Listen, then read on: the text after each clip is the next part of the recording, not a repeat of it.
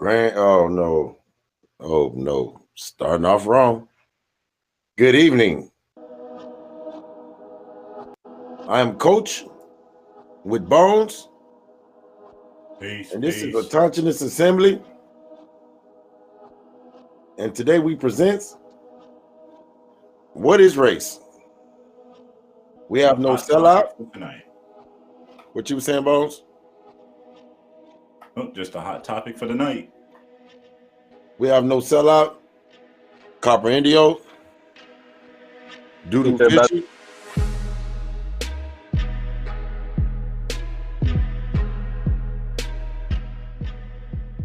Go ahead, Bones. I'm gonna do some editing, a little engineering work while you all start the show. All right, peace everybody, peace everybody. How everybody doing on the panel tonight? Wonderful. I'm good.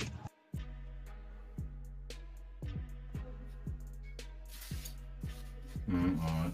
But basically tonight we just dealing with the topic, and the main question is what is race? You know, we hear it a lot. It's a word sometimes that get used against.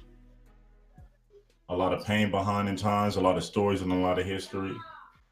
So again, we start with what is race? I mean, no sellout, Copper Indio. What's your input on it? Peace, y'all. Peace to the panel. Peace to the chat.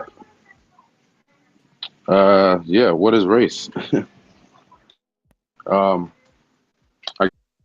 getting into is the who's, what, when's, where's, and how's of race.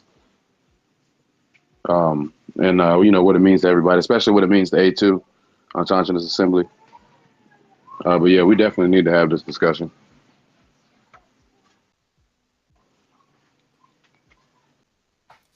Well, Copper Indio,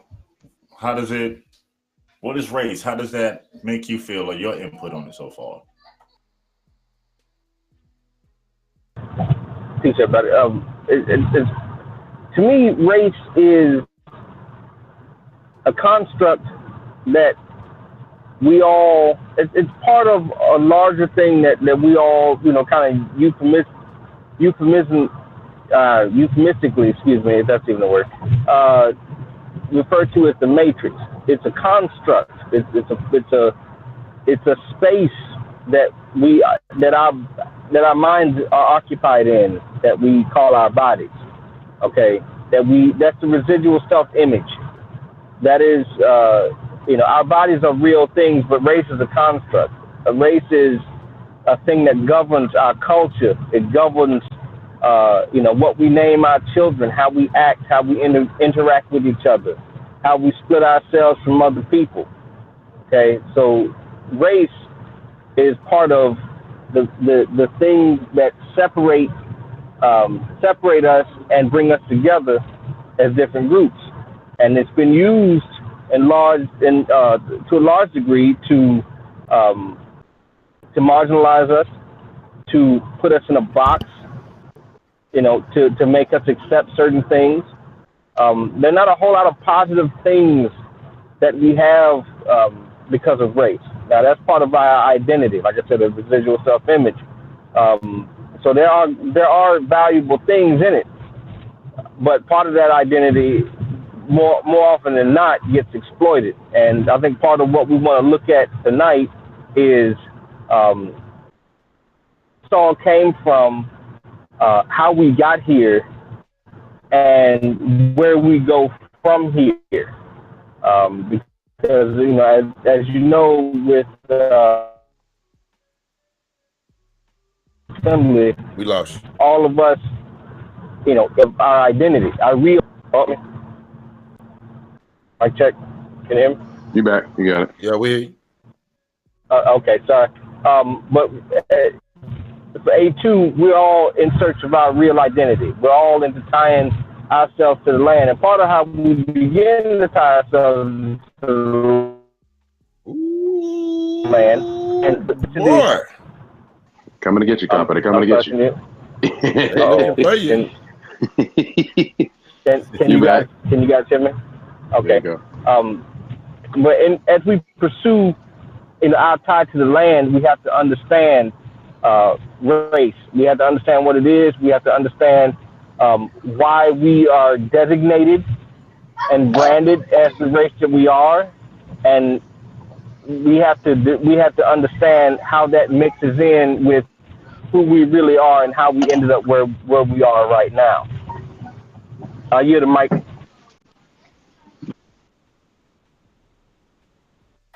James, Uh, oh well, yeah. Go ahead, Coach. oh, Any input from you on how you feel on it, or what it means to race. you on what is race? When he first said the topic of race, I just Googled it. I'm gonna be honest with you. Yeah, ain't nothing And wrong with that. it all comes up to a competition to move swiftly or at full speed.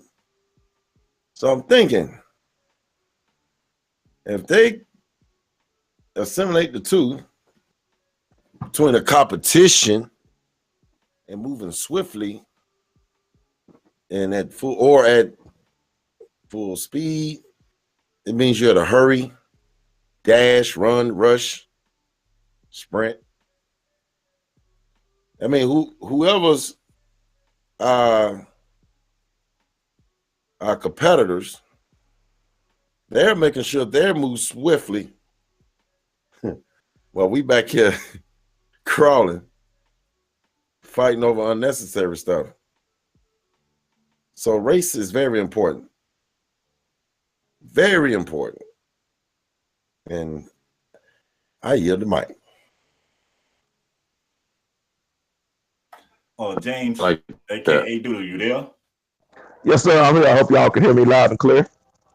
To you, what is race? Your input and intake and feelings on that question right there. What is race? Woo! I'll say it's a combination of what all of those on the panel have mentioned before. It is a social construct that has been created by a particular group of people to prove that they are superior and another group is inferior. So, and when you have been placed at a disadvantage, I want to kind of jump on what Coach Cello was saying. It's like running a 400-meter race, and those that are your competitors have a 200-meter lead. So that's why we used to always hear you have to work twice as hard and be 10 times as good as your competitor to break even. And that's why we die at such a young rate. But when it comes to dealing with this social construct, we have to understand that things have been put into place that have been ingrained in us starting from, I was going to say school, but even preschool, before we even start school. We said, certain things, certain phrases are said to us, and it's ingrained in us over the years, and we pass that down to our children, who pass it down to their children. With that, I yield the mic, and I think we'll probably get into that a little bit this evening. All right. A nice input from everybody. Coach, you said you read the definition of race, right? Come on. And basically every definition of it so far is competition. A group of people descended from common ancestors was literally, let me see, ancestry, 2 courses of ethereal. Let me see. that's not the first definition, though, is it? No. That's on down. But first starts off as noun, race, plural noun, races. A competition between runners, horses, vehicles, boats, etc. to see which is the fastest in covering to a set course. Let me see. A series of races for horses or dogs held at a fixed time or set course. So there's a course, there's a race, and even if we don't know we in it, they running. They wide open. A strong or rapid current flowing through a narrow channel in the sea or a river. A water channel, especially one built to lead water to or from a point where its energy is utilized as in a mill or mine. Race.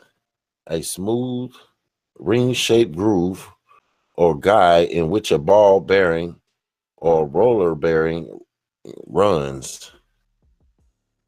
So everything leads to going somewhere when you're in a race. You're going somebody on the somewhere. panel. Is it possible for somebody to pull up the etymology of race and just read it off real quick?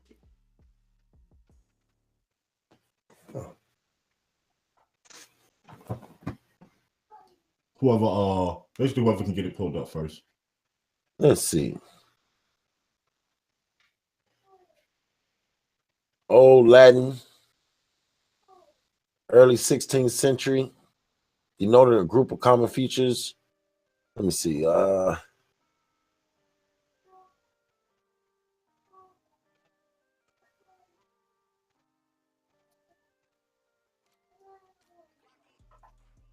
That's not what I was looking for.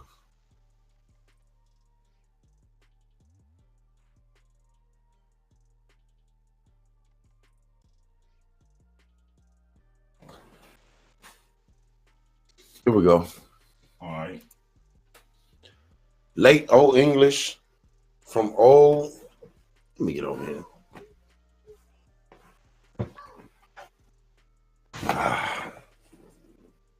From Old Norse.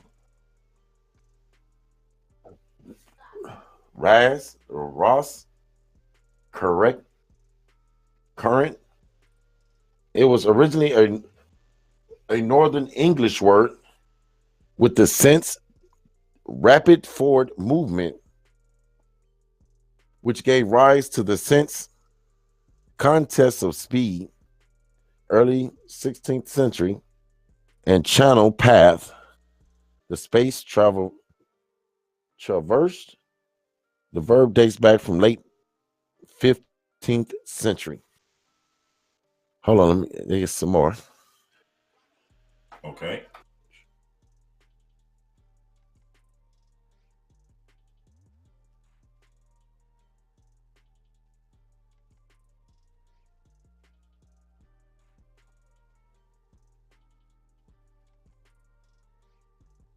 It only became the word race 16th century. It was razza, Italian razza of unknown ultimate origin.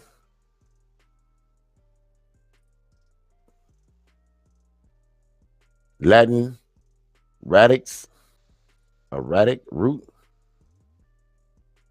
Race, Old French. Race, late Middle English. That's it. It don't something else. Oh, here we go. Now, each of the major division of humankind having distinct physical characteristic, people of all races, colors, and creeds, ethnic group, racial type, ethnic origin. The school has pulpits of many different races, pupils of many different races. The fact of conditions of belonging to a racial division of or group, the qualities or characteristics associated with this, people of mixed race, ethnic group, racial type, ethnic origin, a group of people sharing the same culture, history, language, etc., an ethnic group. Let me see, a group or a set of people or things with common feature or features. What else we got? Biology, a population within a species that is distinct in some way, especially a subspecies. People have killed so many tigers that two races are probably extinct. Let me see. Literally, no, literary. A group of people descended from a common ancestor. A prince of the race of Solomon. Family line, lineage, house, dynasty, stock, blood, folk, clan, tribe, clan, blood. Oh, those are all. All right, that's it. And that's the anthropology for it. That's all I got. So basically, we can say the term race, as applied to human beings, didn't become race. Basically, a term into the 17th century. Well, 16th, 17th century, we can say. Right. Yeah, RAS. RAS. Yeah. Yeah, part of it's in the 16th century. I found a little blurb on this as well. And it says, quote, people of common descent. The word from the 16th century from Middle French, ras, or earlier razza in Italian, race, breed, lineage, family. And that comes from the word razza in Italian comes from in Spanish and Portuguese, raza. And you'll hear usually around Columbus Day, you'll hear a lot of Latinos talking about la raza, and that's the same word that this comes from. Etymologists say there's no connection with the Latin word radic or root, though they admit this might have influenced the tribe or nation sense. So you know how when they talk about getting back to your roots or understanding your roots is part of what the word radix, which is where it mixes in, even though it didn't start out as the same word they're saying, it mixes in with the raza or the rasa to form what we now call race.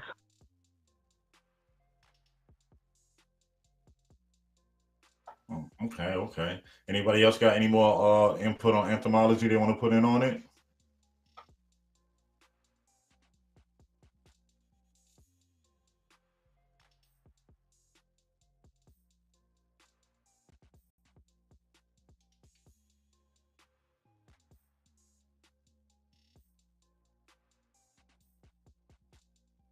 All right. Real quick, pulling this up. It's a quick little snippet from the New York Times, written 2015, and it's saying race is a social construct. Race is not biological; it is a social construct. There is no gene or cluster or genes common to all blacks or all whites where race, real in genetic sense. Racial classifications for individuals would remain consistent across boundaries.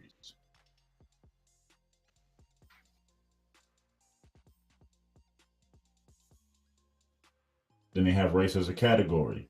The revised standards contain 5 minimum categories for race: American Indian, Alaska Native, Asian, Black or African American, Native Hawaiian or other Pacific Islander, and white.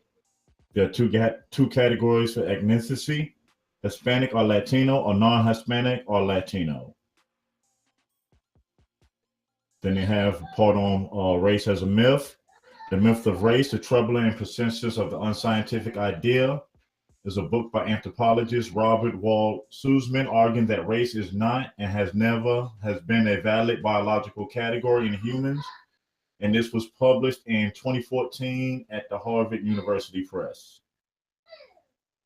And last, it has race as discrimination. Racial discrimination is when a person is treated less favorable than another person in a similar situation because of their race, color, descent, national or ethnic origin, or immigrant status. And that's the different definitions of race broken down by the New York Times. Anyone got any input towards that? Now, I was about to say something. Nope. Well, since going through like a couple of definitions of race and the beginning of it and where it came from and terminology and how it was originally used, my next question to the panel would be is, why does race matter then? If it's a social construct.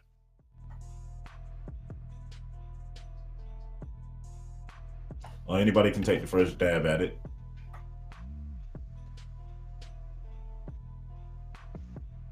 Why? So why does it?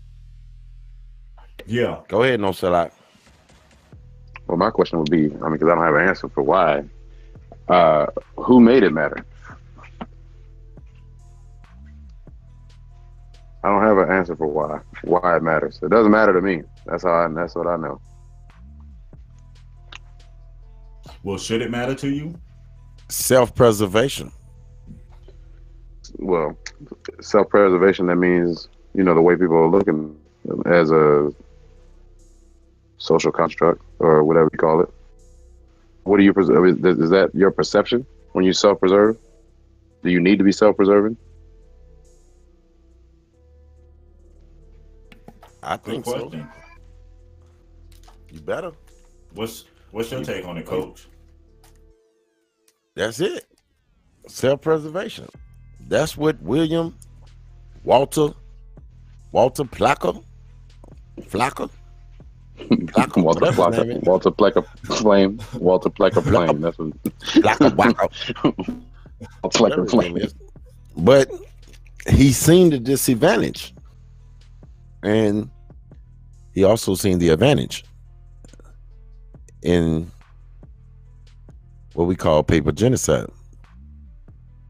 What he started on that paperwork ultimately put us behind, way behind. So yeah, it matters. If it didn't matter, aboriginals wouldn't be getting gunned down in the streets. The whole nine. Well, that's my question. Who made it matter? Before I can answer why it matters. Well, you had a group of people that came over here that was wasn't, what's the word I'm looking for? They came somewhere looking to conquer.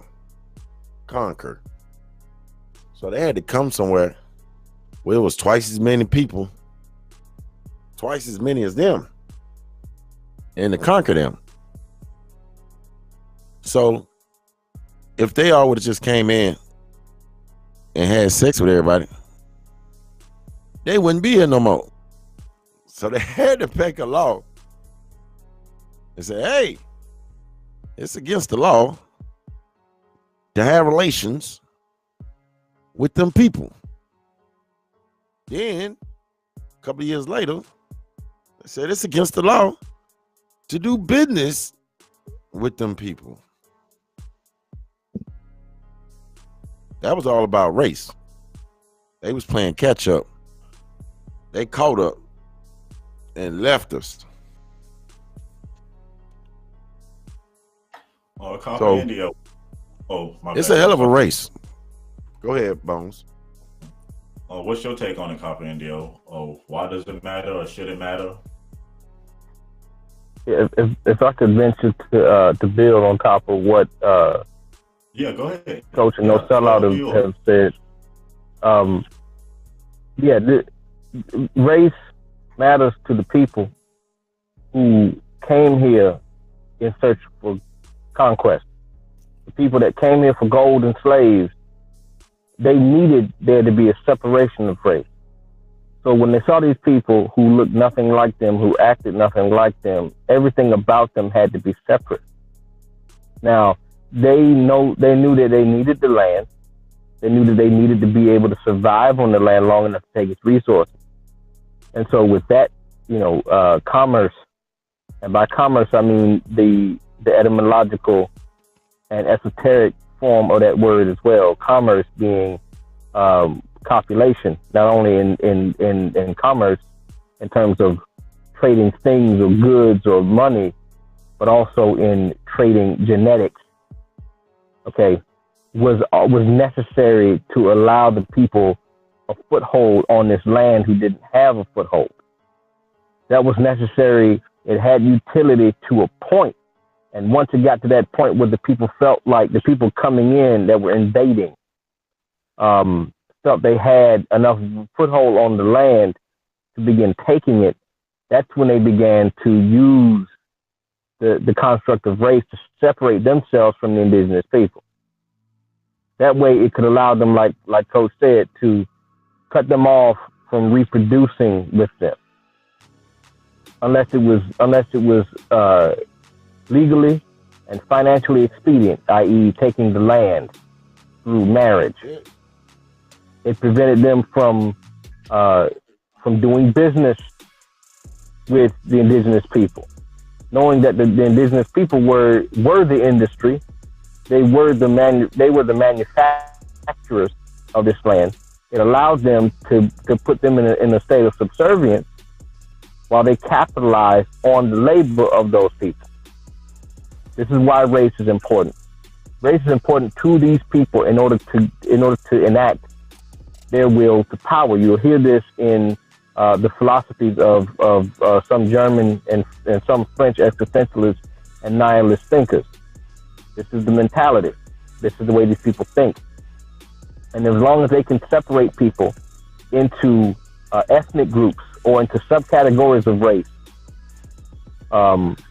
they can be controlled and they will never unify. As a matter of fact, there's a thing I want to, if we have time, origin of two specific races, and I think those are the two that we're in this sense black and white. Yeah. Hey, we couldn't hear nothing you said. Nope. You might have come back when you started talking about those two something, because everything you said, yeah, he was chopping up towards the end. Nope. Sorry. Wow, you might. The panel and your service right now. Sorry. Yeah, you might have to reset. It's just chopping up when you start talking. Okay, I'm gonna drop and come back. All right. How everybody doing? Go ahead, Bones. Anybody feeling out there in the chat? James, you had anything you wanted to put? Any input you wanted? Or no, Copper just came back in. My check. Is that better? My check. Can y'all hear me? Yep. Yeah. Hey, come on. Okay. All right. So my apologies for that, y'all. Just to close that bit out, I was saying that the two races that I believe the panel and everybody tuned in is most interested in understanding and viewing and talking about tonight is the races of legal standing in black and white. And if we get enough time to do so tonight, there's an article I found that's really good that talks about the creation of that form of the construct in detail.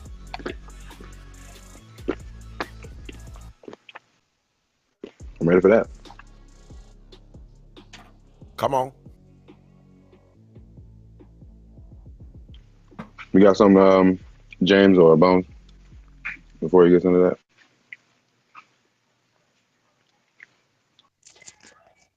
I'm just ready to dive in.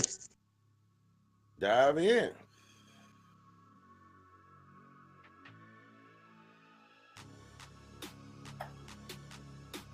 I would say it's important.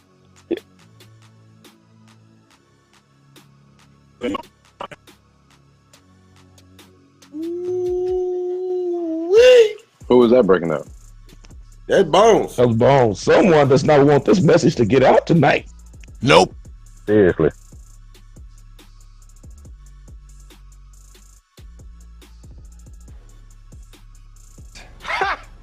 Gay.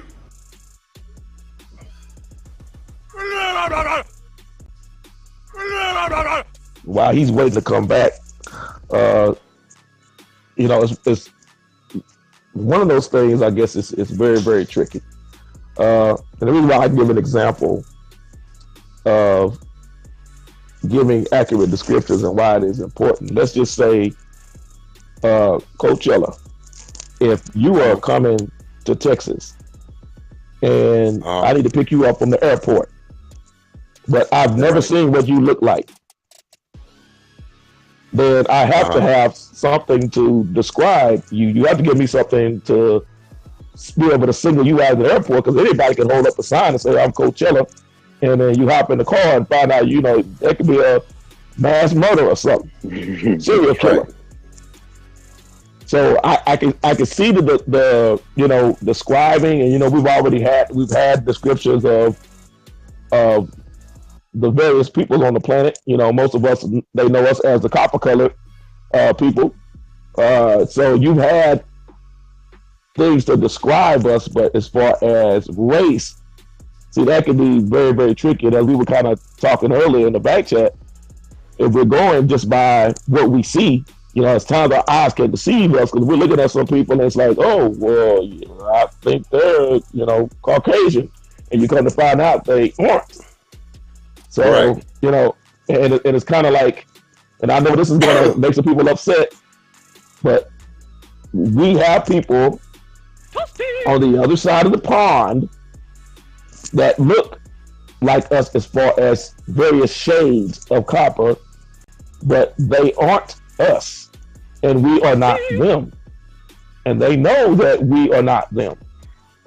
So nope. When we narrow people down into a category, or we compartmentalize a group of people, we end up, for lack of a better word, stumbling out the gate. With that, I yield the mic, because I know Bones is back. I'm just ready to dive in. Hey, what happened? Get over here! Bones? Asking the question on what it is and does it matter. Well, to me, my personal opinion,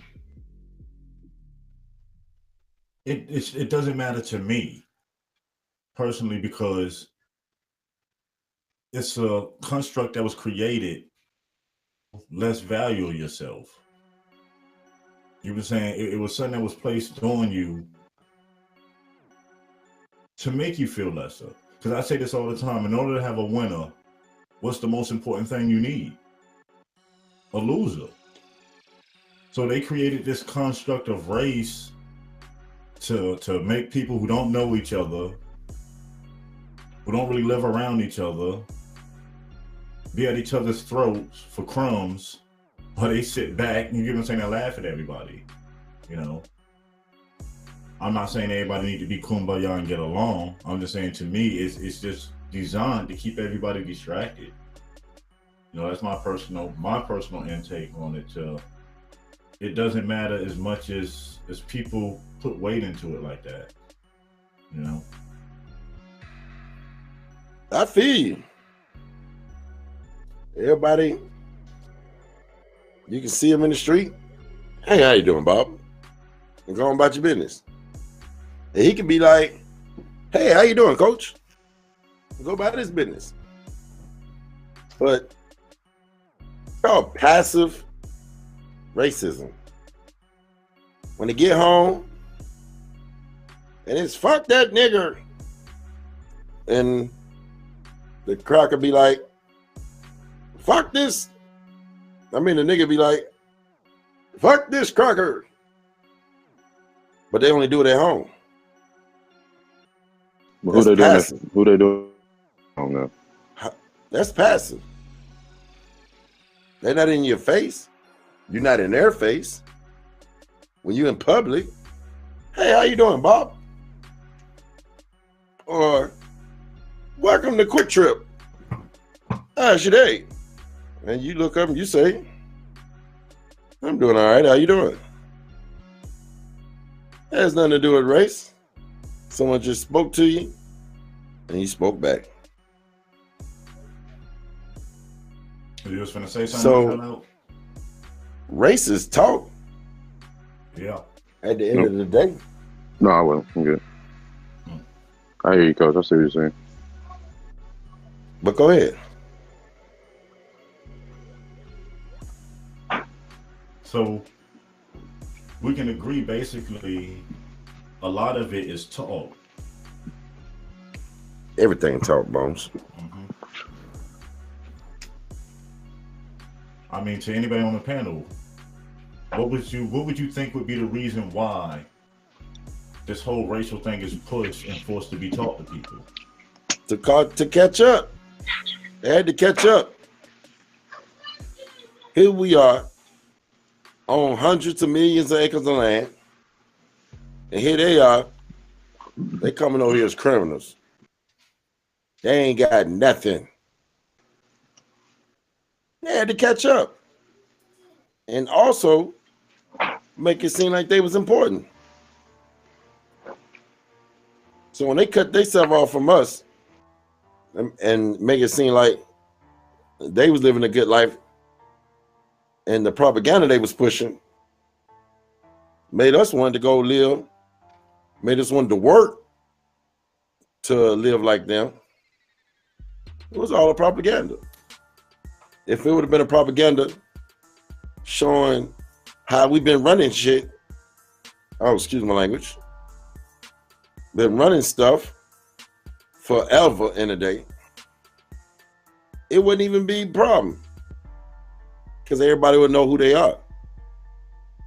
But that propaganda and race is real. Even if we don't like it or not, or ignore it, it's real. If we ignore it, they keep running the race and winning. We ain't even past the start line. So in that sense, and knowing that, what do you think we should do now? You already know. You know. You want me to ask later? Answer later? No, I mean, you know, for the sake of the conversation, what do you think? Okay. We should be doing now about it. Well, what should we be doing moving forward to get past the start line, to just get in the race, we gotta know what team we represent. We can't go race or run a race. They don't even know who we running for. What we gonna go to the Olympics and say? We want to run, but we don't know who we're running for.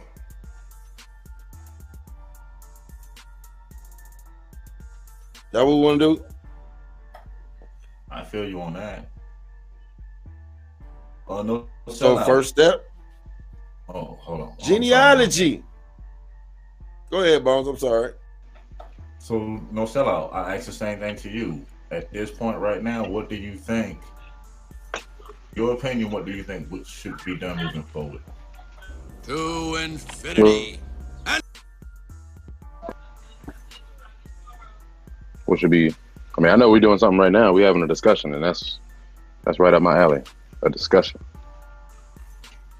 But as far as the end game, end result, I mean, can't just say chuck it out the window because it exists right now. So,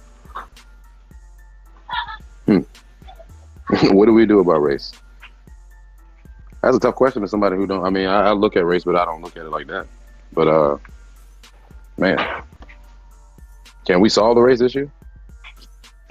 Solve it. Or can we deal with the race issue? Deal with it. I think we're just dealing with it right now.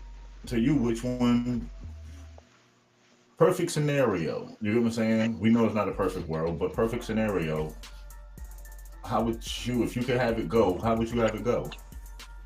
Well, perfect scenario, we shouldn't be even talking about it, worried about it. It shouldn't exist. I mean, look at your family lineage. Is everybody does anybody not have any kind of different color skin tones and different quote unquote races in their family lineage? I mean, how many ancestors do we have total? 8. Good point. That's good. I mean, if you're doing your lineage and not your DNA, and you find anything opposite of what you are in your lineage, you tossing your whole tree in the compost pile. Whole family tree. Good point. Nope. The copper indio. Same to you. Same question to you. Nope. I agree with all the brothers on the panel. I would say that this begins with a conversation, much like one we're having, but it doesn't stop there. We get on the same page. We understand what we're dealing with in terms of the construct that race is. We understand who it's important to, why it's important to these people. We understand, once we understand all of that, and we take a look at who we are, because see, we are race has a special significance, and I won't say meaning, I'll say significance to our people, because our people have been given an identity crisis over generations because of this slicing and dicing of our population up into races. And because of that, people that are our brothers and sisters or cousins or aunts and uncles do not know that we are even related. Much less, like Coach said, being able to keep up. We can't keep up if we're all scattered. It's think about race. Think about race when it comes to you as an individual. Think about your family. Now imagine if your extended family, your cousins, uncles, aunts, grandparents, so on and so forth, grandchildren. Think if everybody went their own way for about a week, came back and couldn't recognize each other. This is what we are in. This is what we are dealing with. Now, again, we have the conversation because we want to draw attention to it, but that is for the purpose of remembering who we are. Because once we remember who we are, we remember our families. And once we know our families are in place again, then we can be a family. Then we can grow and build a community and a nation and so on and so forth. We can't even begin to do that until we know who we are. Valid points. Dudu, same question to you. I guess I take a slightly different approach, and the reason being is if we totally separate by the social construct that we call race, then we are doing ourselves a disservice. And what I mean by that is we are not fully aware of who we are in our totality. And I'll give you an example. I mentioned this earlier. I dabbed in a little bit, but now I'm going to get right in. Is everyone that looks like us is not us. And we mentioned about this race, that we could be in the race, we could have on the right uniform, and we could have a team that has similar colors. And if we're running a relay and we hop in the wrong lane, and we're running against a team, let's say the team is purple and white. Your colors are purple and white. You've been in another lane, the wrong lane. They're in lane 4. You're in lane, supposed to be in lane 5, but you hop in lane 4 because you see purple and white. This is where all the confusion comes in. If we think that what we tend to do is we romanticize that all of us prior to 1492 got along. And that was far from the truth. And what I would advise anyone to do until you are able to actually see this person's words, that when a person is talking to you, kind of close your eyes and listen to the words that they are saying. And you will know whether they are actually for you and from you or of you, not just based upon what we can physically see. Another example I give, I'll delve into it and then I'll leave it alone, is you cannot penetrate the Nation of Islam at one point. If you were, you had to be of a specific so-called race or a specific group of people. So it was not people outside that got Brother Malcolm assassinated. It was people that looked just like us. I yield the mic. More valid points. The same question to myself. Bones. Yeah, you can hear me? Yeah, what he just said. Mm-hmm. I ain't really worried about a white man coming to knock me off. Mm-hmm. I'm more worried about my own. Mm-hmm. Now that's sad. Yeah. But same question to myself. I kind of look at it like the same way as the panel, and on to me, in a perfect scenario, people would take the time out to know who they are, to really know who they are. So a lot of the confusion, a lot of the things that keep us divided really wouldn't matter. Like James even said, certain tribes didn't get along. A lot of beefs and stuff we see how it could be because of that. And I'm not making no excuse or anything for nobody's behavior whatsoever. Everybody got to be held accountable. But at the end of the day, if we can get back to who we are, knowledge of self, knowing thyself, perfect scenario, that'll clear up a lot of the BS and a lot of the traps and things that we get stuck on. That's just my, opinion if it was a perfect scenario. If my auntie had a mustache, she'd be my uncle. I would say the if scenario.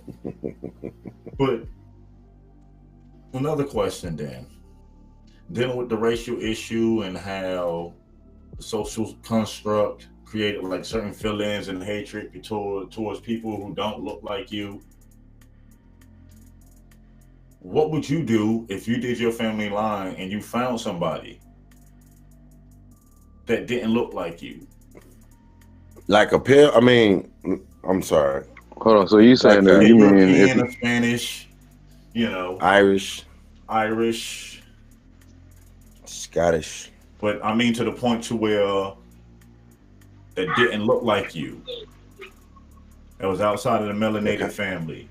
Are you asking this from a person that has a problem with race, or is this just in general?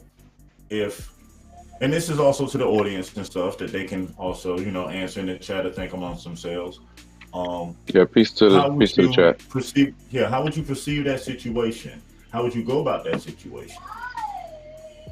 Would you accept it? Would you know what I'm saying? Would you rebel against it?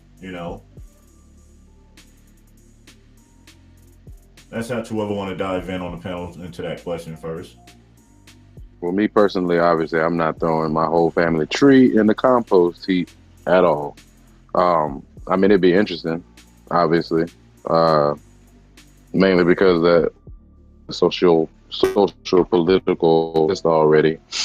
And depending on how you grew up or how you've been treated or how you've been treating people, I mean, I guess it's on an individual basis. Me, myself, I would keep searching. I would even search that line. I have Filipino friends that know their history. I don't know mine. I would keep searching through that line, no matter what, if it's part of my history. Like Coach always say, we have that curse, that memory curse. We've been made to forget a lot of stuff. So, yeah, I definitely wouldn't shy away from that. That's if it's part of my family tree, I'm going to have to go ahead and do the due diligence just like the other parts of my family tree. Farrakhan said that. What kind? Farrakhan. Okay. Said that his mother was an Indian and that they believe his father was a white Jew. And he said if that was true, he would want to did his due diligence on his father's side just as he did on his mother's.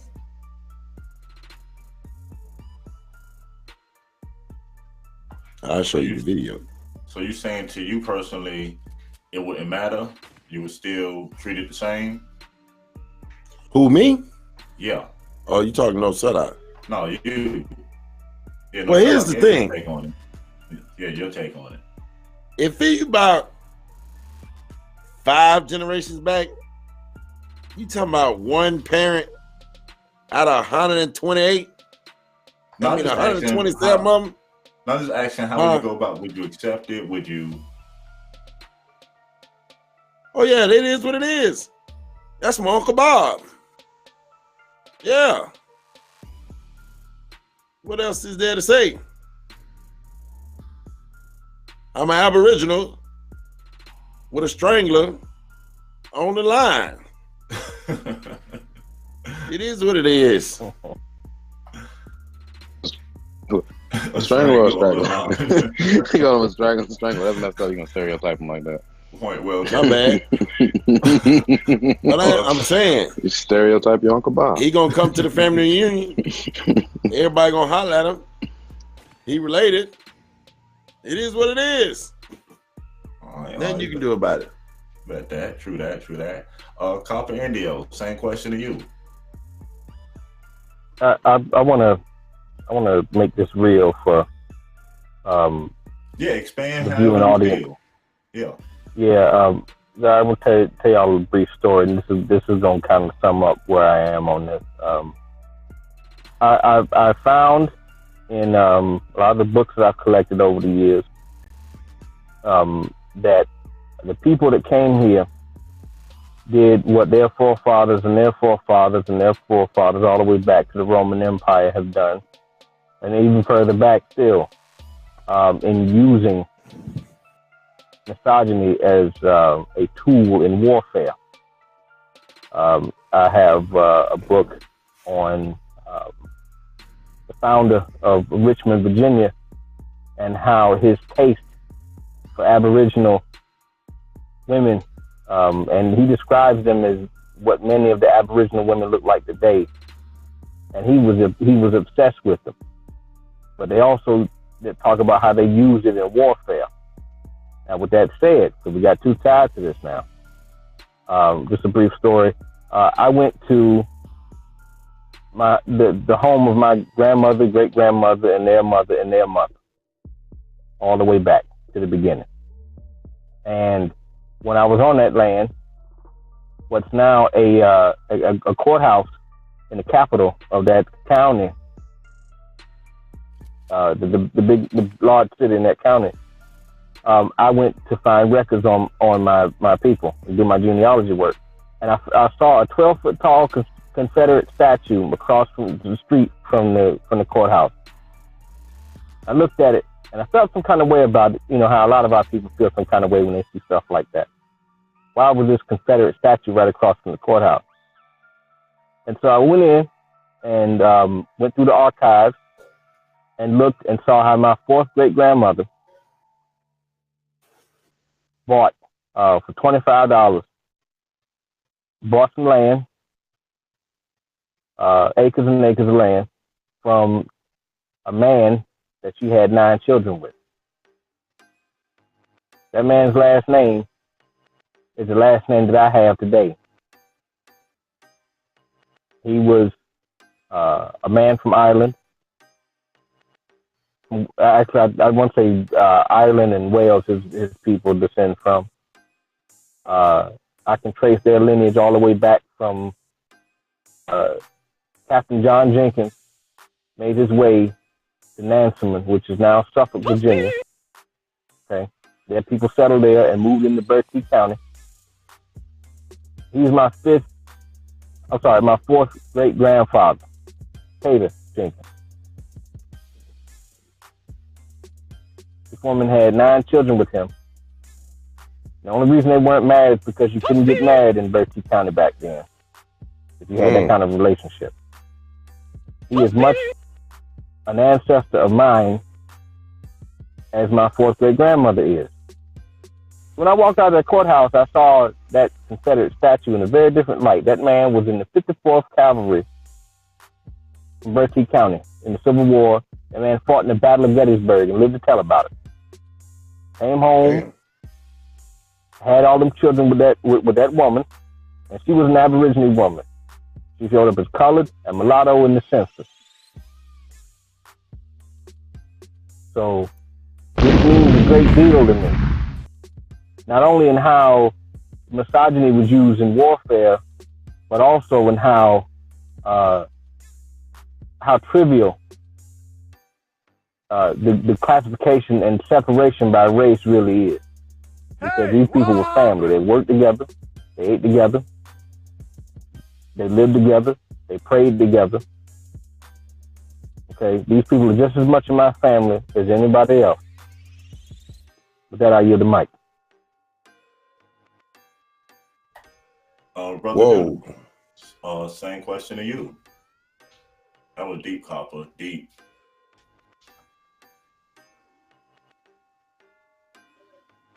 I appreciate y'all letting me tell that story. Thank you. Yeah, anytime. Yes, sir. Doodle, you was there? Oh, yes, sir. I'm here. I apologize. I was listening to what Brother Copper Idio was bringing. Yeah, and see, and that's kind of where my stance is that we have to look at the things that have transpired over the years. And I know that society's changed and we're living in a totally different environment. And as we go on and do other segments and other shows, we'll get into the history of when did things switch, what took place. You know, as we were kind of mentioning earlier during the prep, there was a group of people in the Tennessee, now known as West Virginia, Ohio area, the Appalachian Mountain area, called Melungeons, aka your hillbillies. That they are a mixture of all these different groups of people that are here, and they all got along. So then we have to discuss as to what happened to make things change, because it wasn't always the way it is now. So that's where if we're really going to get to finding a remedy to what's happening, we have to start with what took place, because there's a lot of us in the same situation that other people are in that we don't think that they're in. There are a lot of people living paycheck to paycheck, trying to figure out how to make ends meet. And there is something that has been put into place to make another group of people feel more important than another group of people. Or should I say, flip it, something has been put into place to make a group of people feel less than everybody else. And I say it that way is because it's us, those that are classified as us, feel like we have to run up every other group of people known as a category of race. So what happened to us that made us have this issue or complex when it comes to being inferior? So all of us being together, we hear about certain stories, we glance over the history, talk about the Salem witch trials, and the Salem witch trials were nothing but now being sold today as home remedies that we taught the Europeans over here, and they thought it was witchcraft. So there are things that we can discuss and we could talk about as to why were these people getting along then, and all of a sudden now, here in the last 200, not even 200 years, that all of a sudden now we can't get along. That it's impossible to get along. So with that, I yield the mic. There's Aboriginal hillbillies. Mm-hmm. So is most definitely. Agreed. Yes, sir. And they all, but you'll find out, no matter whether they're Aboriginal or a mixture of others, you'll find out they're all one and the same. There was never any separation. They were all one group. That they were saying, hey, because there was rumored that all of them were cannibals, like the movie The Hills Have Eyes. They were saying, stay away from those hills, because all of them they're all cannibals, but they all